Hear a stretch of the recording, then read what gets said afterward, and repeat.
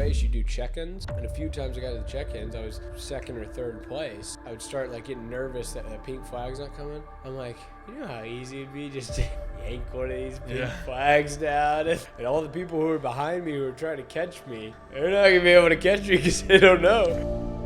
Welcome back again to the podcast, The Rift. Episode, what we got? I think we're on 26. 26. It could be 27. I'll double check real quick. I think it's 26. Producer. That's what we're here for. I'm going to say it's 26 too, because we've been rolling. 27. Oh, okay. Episode 27. We've been rolling. Every Monday and Friday, we're coming out with episodes, making sure that you guys get the content that you need, listen to us, be entertained. So sit back, relax, let us entertain you for a bit, all right? Because I did something this past weekend that was kind of out of the blue, and it's something that most people don't do. Like, how many people? Basically, I ran an ultra marathon. Okay, and what ultra marathon means is basically anything more than a marathon. And this specific one was a trail racing marathon. So it was in the mountains on a random trail in the wilderness, 50 miles, right? Going up mountains and down mountains and all this. How many people do you think have ever ran 50 miles like nonstop? I couldn't even give an estimate. Like, Yeah. it's like one of those things, like, I don't know. It's just like I have no clue. Because, back in the day, the reason, why a marathon's called a marathon? No.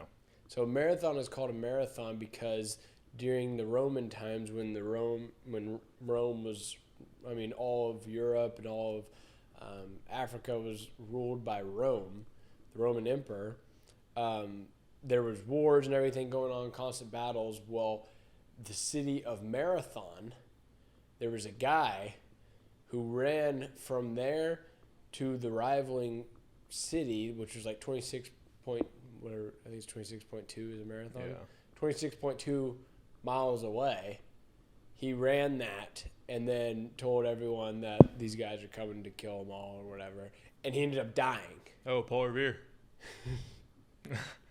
Paul Revere. I think that was him. I think you're right. You're right. It was Paul Revere. Paul Marathon Revere. Paul Marathon Revere makes sense. So he ended up dying. He ran 26.2 miles. He died. Nice. And so they named this distance after the city and him, the story of the marathon. So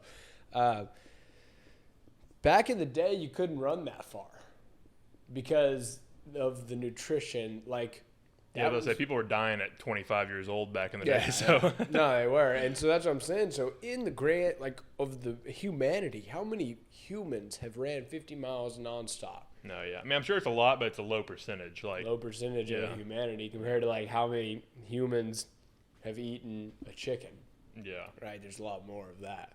So, I guess that puts me in some section that doesn't really matter, just like anything else on this earth doesn't really matter.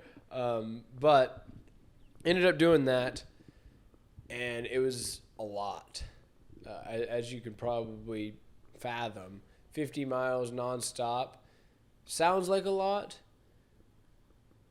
And if it was on a flat surface, it would be a lot. But it's even more because it wasn't on a flat surface, right? It's not like we're running down the asphalt, the highway.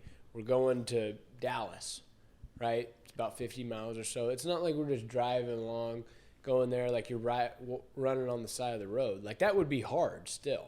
It would take you a good long time. No, this is through mountains, rocks, rough terrain, up and down, elevation change, in altitude, with, not to mention, it started hailing and sleeting on me in the middle of it. Also, nowadays, when you get in your car, right, and you want to go to Starbucks, you have in your head, you want to go to Starbucks, you want to get cappuccino, right? So you get in the car, but if you're in a new area, I've never been to this area, right? You're in a new area, you get in the car and you're like, well, where's the closest Starbucks? Back 20 years ago, I guess you just drive around and ask. Say, hey, man, where's the closest Starbucks? They're like, oh, it's down the road, take a left. Wherever you go that way. I guess that's what people did. I wasn't driving 20 years ago, so I don't know. Nowadays, all you got to do is get out your handy-dandy Google Maps, which Google Maps is superior to Apple Maps, by the way. You get that out, and then you just go ahead and type in Starbucks, find the closest one to you, hit directions, follow it, right? So you don't have to do any thinking on your own. Well, there's no service out here in the wilderness, out in the backcountry for this ultra marathon. So I don't know where I'm going. I'm running down these trails, and they have markers that are like pink flags that are supposed to tell you like how far each thing, or like that you stay on the right path. But the markers, it's not like there's one and then another, and you can see like 5 of them in a row to keep on that path, right? No, it's one, and then you got to run half a mile before you see another one. And half a mile is around this big thing, up this hill, over this rock, right? And then you see one, then you're like, okay, I'm on the right path. And then you keep on going another half mile, and you're like, wait, is this it? Okay, I don't know how far half a mile is. Maybe, like, it's not marked every half mile. It's it's 3/4 of a mile, and then a mile away, and then another one's a quarter mile away, and then a half a mile. So it's all random. So you don't even know. So there was 3 times in the race that I just got lost. I didn't know where I was going. I was like, what? Like, go down this path, and then I go whatever half a mile, I don't see one, so I'm starting to get nervous. I'm like, okay, where's the next one? Go quarter of a mile, don't see anything. Go a mile, still don't see anything. And then I'm like, this is the wrong way. So now I got to turn around and run a mile back to get back on the trail and then go more.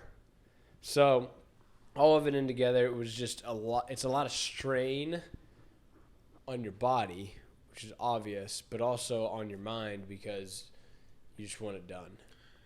And honestly, that kind of clicked a video idea in my head. We could do sabotaging a marathon. Just go tie some pink strips on different route.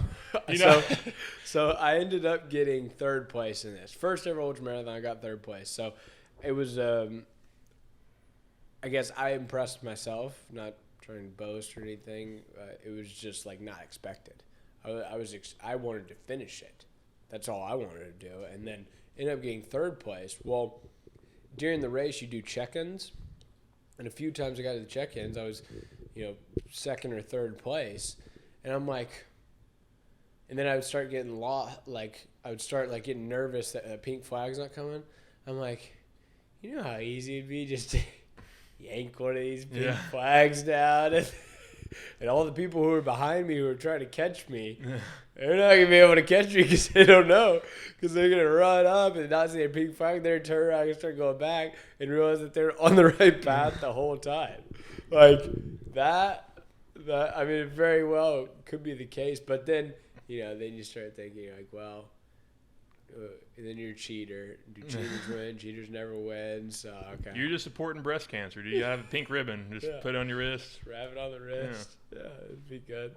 Yeah, so that's just the ultra marathon. It was an experience for sure.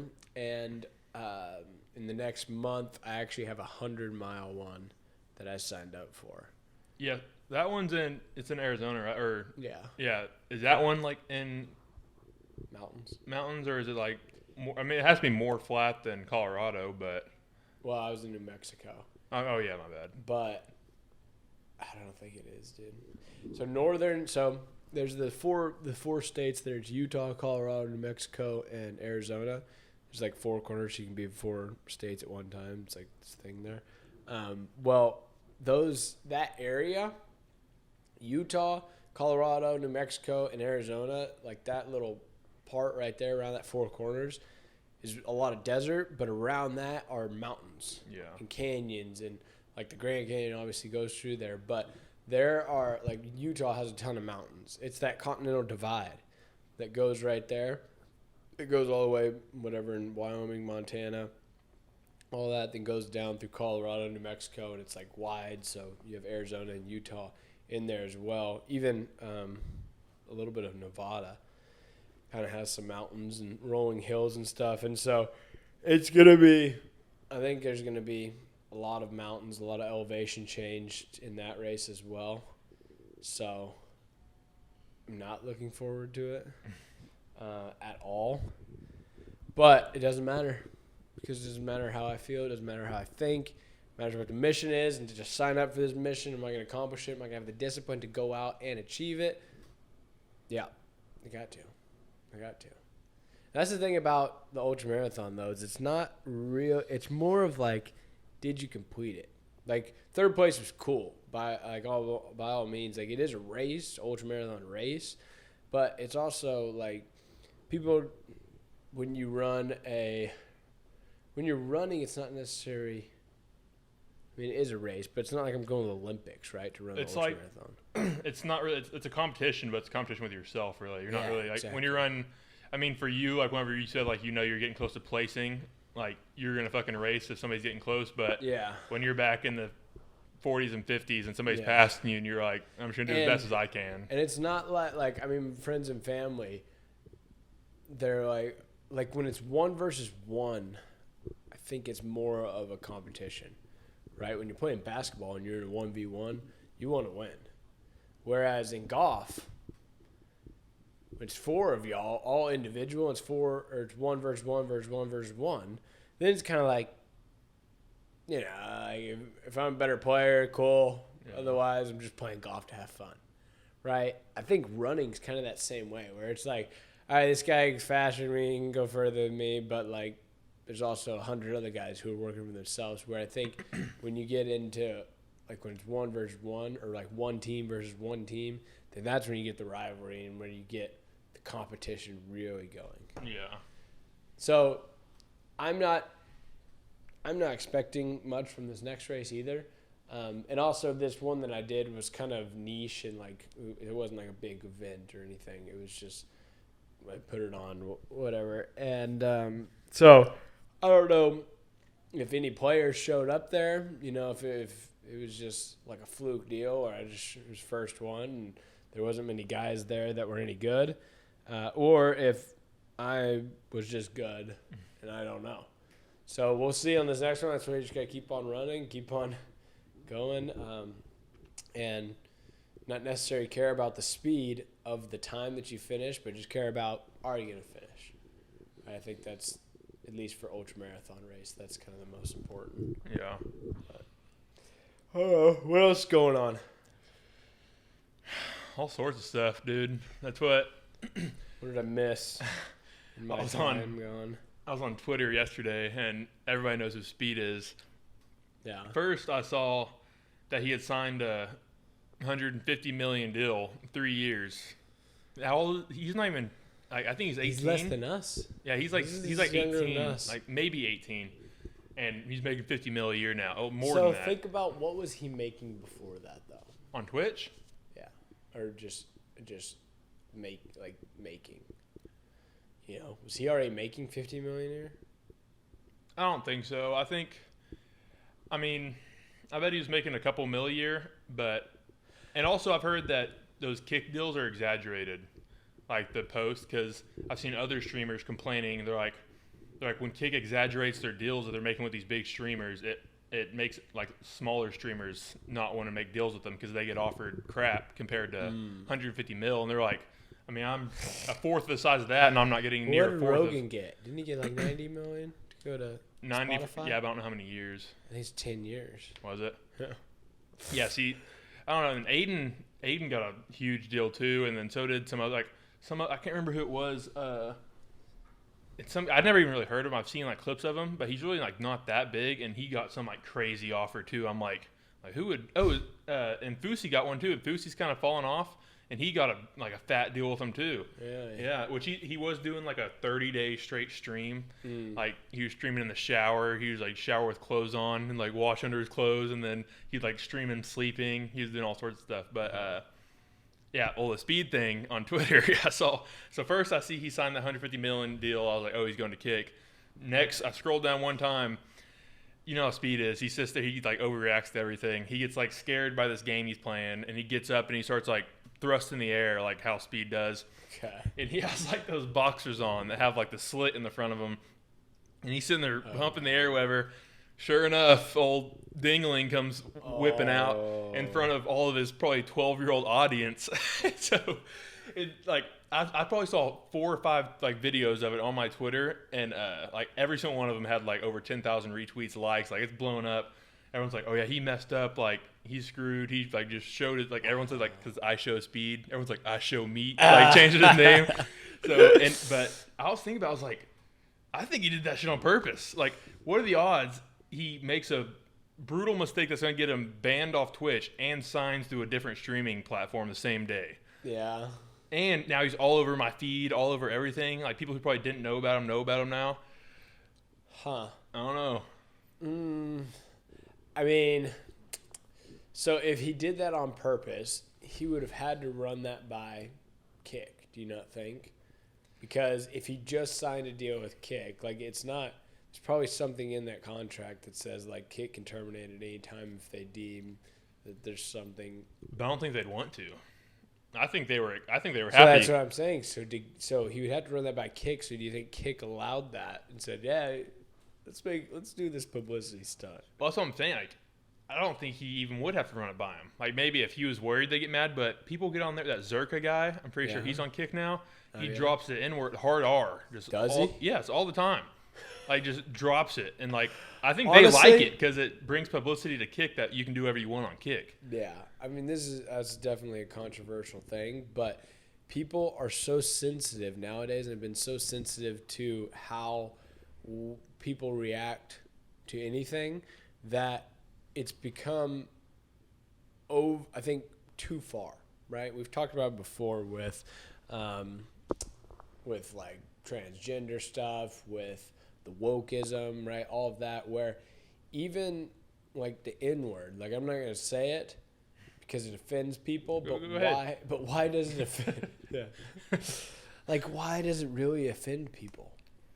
Because, and okay, like everyone's going to say, yeah, it's great that you can say that because you're white and you're sitting there with your privilege and all this, but also, like, is that, like, why am I different than you? Like, why does being white make me different? Like, maybe it did in the past, but nowadays, moving forward, it shouldn't. So the fact that you're saying that, and the fact that you're saying that because I'm white that I have privilege, you're right, because you're saying that. So quit saying that, and we won't have privilege. Yeah. You know? I feel like it's, I don't know, because, like, I think it's, what's the, like, the meaning behind it, or the, like, how you say it. Because if they just, like, said, like, yeah, we don't care, like, you can say it, and then people start saying it how they used to back in the 40s, then that's when it becomes an issue. And then it's like, well, here's the deal. I never promote hate or never want hate. yeah. Like, just like I could call someone, if I said you're a fucking loser to your face and meant it, that means a lot more than, oh, yeah, he's just a loser over there. You know, it's fine. Like, there's a big difference in the tone of your voice. So the word itself, I don't think should invoke this much feeling in people, as much emotion. Whereas instead of the tone, like the tone and the way it's used, that's different, right? Yeah. Loser, like what are we going to ban the word loser? Yeah. Like just because you don't want to promote hate, I don't want to promote hate, but I also don't think restricting vocabulary is, or just changing vocabulary in general. Like the English language is the English language. Yeah. And it's that way for a reason. And it's like, it's honestly like people are getting dumber, so they're using dumber languages. Like even rap. Have you ever listened to some of the lyrics in rap music? Yeah. Dude, my parents wouldn't know. They wouldn't understand it at all. Yeah. Right? It's on, like, I think we talked about it in the last previous podcast, but being chronically online. Yeah. Right? Where there's a lot of stuff that we talk about that even, like, Speed. Like, we would say, oh, Speed did this thing.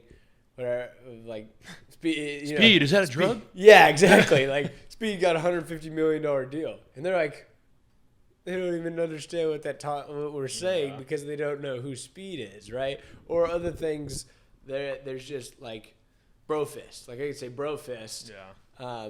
And people, and, like, parents wouldn't know what that means at all. Yeah. And be like, what? Or, there's just a bunch of instances where, unless you're online, unless you're in it, then you don't understand it. Same thing with rap. Same thing with the English language, and it's getting to a point to where it's like not even the same language anymore. It's like it's shifting, it's evolving. Which, like, to go back to the, the word, like, I feel like it's one of those things where, like, I couldn't care less because even if, like, everyone could say it, it still wouldn't be in my vocabulary. It's just, I don't see why I would use it. Yeah. But I think, like, the reason I care about it at all to even bring up, like, I don't think it's a big deal is because I think it hurts them more than anything because they put, like a victim mentality on themselves when they hear it. 100%. So, like, I couldn't care less if we can say it, but I would just want them not to care so they don't have to deal with that. Like, yeah. Well, I think that's the issue is that they put that word being said, they have so emotion wrapped up in it that when it's said, then they relate that to hatred. Yeah. And that the person saying that word is automatically hated or hates them, and so then they believe that. Whereas it may not be that. They're just, like, using this word. Yeah. So, I don't know. It's, obviously it's controversy, but that's probably, I would imagine, what Zerka. I would imagine Zerka probably has that same ideology. I don't know. I haven't seen much on him. I think he just doesn't care. I think he's like, I'm just going to say whatever's going to get me the most clicks. Really? Yeah, he's kind of, I don't know. I see him as, like, genuine sometimes, and then sometimes I see him as, like, a wannabe Andrew Tate. So, I mean, I'm kind of back and forth on him. I can't really tell if he's genuine yet or not. But that's what's crazy, that Andrew Tate is genuine. No, yeah, he definitely is. I mean, like, he does stuff for media and stuff, but it has a genuine meaning behind it. Exactly. Yeah, like he just does it. He does it so smartly that it's needed. Okay, I think that's gonna do it for the podcast. Alarm's going off, which means it's now 8:30. You gotta apply your ointment. So that's gonna be it for it, guys. Thank you for watching, joining, viewing. Appreciate it. If you guys enjoyed, hit that subscribe button. I'm gonna turn off the alarm. Take it easy. Peace.